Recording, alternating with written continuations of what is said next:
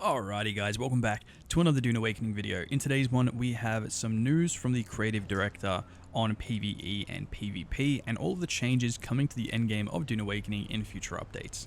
Things like restricting the PvP area of the Deep Desert and also increasing the PvE side of things, which is awesome. New changes to Scout Ornithopters, and no, sadly they aren't reverting the speed debuff when the rocket launcher is equipped. They are actually planning on nerfing it even further apparently. So yeah, there's that. Now we're going to be covering all of this and more, so strap yourselves in. Things are about to get interesting. But first, a quick message from this video sponsor. If you need some in-game services for Dune Awakening like Solari and other hard-to-acquire items you simply don't have the time to grind for, then check out mmopixel.com. It's highly effective, has safe transactions, and delivery is instant. And don't forget to use code KUROPLAYS at checkout to receive a further 5% off your entire order. Now back to the video. So, first up, let's quickly talk about the planned changes to the Deep Desert. So, a win for all of us PvE players who don't want to be forced into playing the PvP side of the game. The devs are planning on increasing the size of the PvE area within the Deep Desert, calling this the quote-unquote partial warfare zone. Now, they've stated many times that they don't want to actually force players to interact with the PvP side of the endgame in Dune Awakening, which is why I think they've made so many changes already to how the Deep Desert is actually laid out and plays out. So with these new updates, you as a PvE player will now be able to farm for endgame materials a lot more easily, like Stravidium and Titanium, without being forced into a PvP zone, along with, with being able to explore like more of the deep desert caves and testing stations, and once again, all in the safety of a PvP area. So this is great news for all of us PvP fans, as we can now farm tier 6 materials a lot easier without the threat of conflict. And I'm not having a go at any PvP player. Like, if you guys want to play PvP, that's perfectly fine. I just personally think they should have separated the servers or done something like they're planning on doing, where there's a split where PvP players can play if they want to fight, and PvE players who just like the survival aspects of the game can just loot and do what they need to do without the PvP side of things.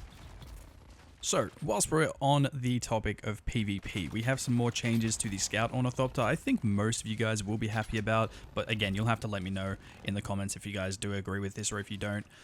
So we all know that the Scout Ornithopters recently took a 20% speed reduction if you had the rocket pods attached, and just when you thought it couldn't get any worse, they're now planning on doing it again, but this time with the maneuverability speed, so making you pretty much slower in just about every way possible. Again, it's unclear if it's going to be like a 20% reduction, 10%, 50. Well, they're not going to do 50, but you guys know what I mean. It's unclear. They haven't specified on the specific speed reduction of your maneuverability, but yeah, so that's going to be fun.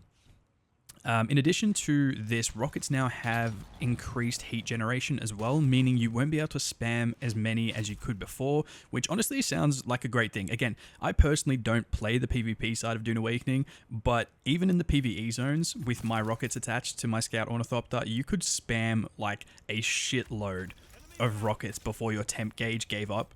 So I'm sure this will be pretty well received by the community, but again, you guys will have to let me know. So yeah, increased heat generation for rockets, so you can't shoot as many before cooling down, and a reduction in maneuverability speed. So let me know. So, the last update on the horizon for Scout Ornithopters is the thrusters will now provide you with max speed regardless of the wings you have attached, which means essentially that if you have thrusters or boosters equipped on your Scout Ornithopter, you will be the fastest version of the Scout Ornithopter regardless of other loadouts and whether they have the fancy wings attached that increase your speed. So yeah, the developer in charge of PvP and PvE places a pretty big emphasis on PvP fights being like optional, so they want to give the player every chance they can to escape if they want to.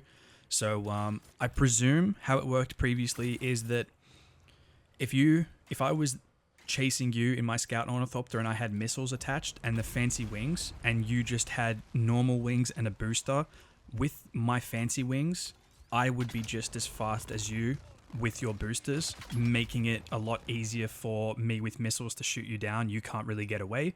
So I presume now they want that to change. So if I'm running away, they want me to be faster and make it harder for the guy with the rockets to shoot you down. Hence the previous one of the previous new updates where they're taking away your maneuverability speed. So yeah, I believe personally they're just trying to give you every single chance you can to escape combat, like if you're outnumbered or you're outgunned. So it seems pretty cool, but again, I don't play PvP, so again, if I'm wrong or you guys took something else from this, let me know in the comments, because again, I don't play PvP, I don't choose to understand what you guys are all about, but yeah, that's what I took away from this. So if I'm wrong, let me know in the comments, my bad.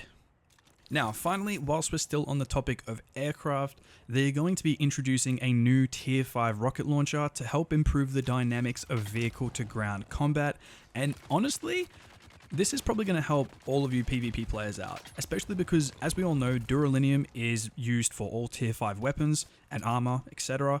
So this will be like very easy to craft for all players. So essentially, new players going into the deep desert for the first time won't have an instant disadvantage to those who already have the best gear and whatnot, because previously the rocket launcher was a Tier 6 weapon.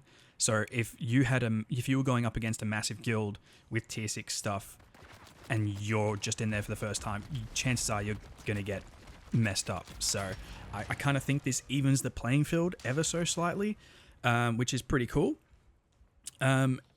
It's also been mentioned as well that spawn times will also be tweaked in the coming updates, and personally, dude, I am hoping they get rid of that awful 30-second timer when you're leaving a PvP zone, because that was a terrible move on the devs' part, so fingers crossed that gets rectified sooner rather than later. Alrighty guys, lastly on this list for today's video, there are some exciting new changes planned for the Landsrad system. So, as we all know, the Landsrad system is basically your endgame activities, helping your faction win votes by completing specific assignments, etc, etc. However, now they want to kick it up a notch, as they are planning on making the Landsrad task a lot more fun to obviously keep players playing their game. So they will be introducing more quote-unquote dungeons with bosses that drop high tier endgame loot, along with more tasks that need to be undertaken, special delivery missions, and even endgame raids that you can complete to gain extra Landsrad votes. So it's good to see that they're thinking ahead long term, because I think for most players, after a while, the game will start to get boring without additional content. So the sooner they start implementing these endgame updates, the longer us gamers will obviously naturally play Dune Awakening. So I'm keen to see those implemented changes to the Landsrad system, and honestly, raids kind of sound like freaking fun. Like if it's like a Destiny 2 style raid, I'm all for it. Some crazy ass boss fight in the end, like you have like 3 or 4 of your freaking guild members with you or something. I don't know, that sounds cool. So yeah, excited to see what they do with this change. Alrighty guys, so that is all the news I have for you today for Dune Awakening. I hope you all enjoyed the video, and what do you think of these upcoming changes? Is it a step in the right direction, or is there something else you guys would like to see them add to Dune Awakening in the future? Let me know in the comment section below, and I apologize to all you PvP players. I seriously don't understand what you guys do, so if any of the things I said in the video, the changes are shit, or the changes are good and I said they weren't, let me know in the video. Yeah, like we said, just let me know in the comments. Again, I apologize, PvP players. I'm a PvE player myself, so I don't really look into the PvP side of Dune Awakening much, so I do apologize. Anyway guys, and while still there, be sure to smash that like button, as it seriously helps the pesky YouTube algorithm know to push this content out to more awesome viewers like yourselves. And as always, if you haven't already, hit that subscribe button and turn notifications on so you won't miss any Dune related news or guides from this channel. And until next time everyone, stay hydrated.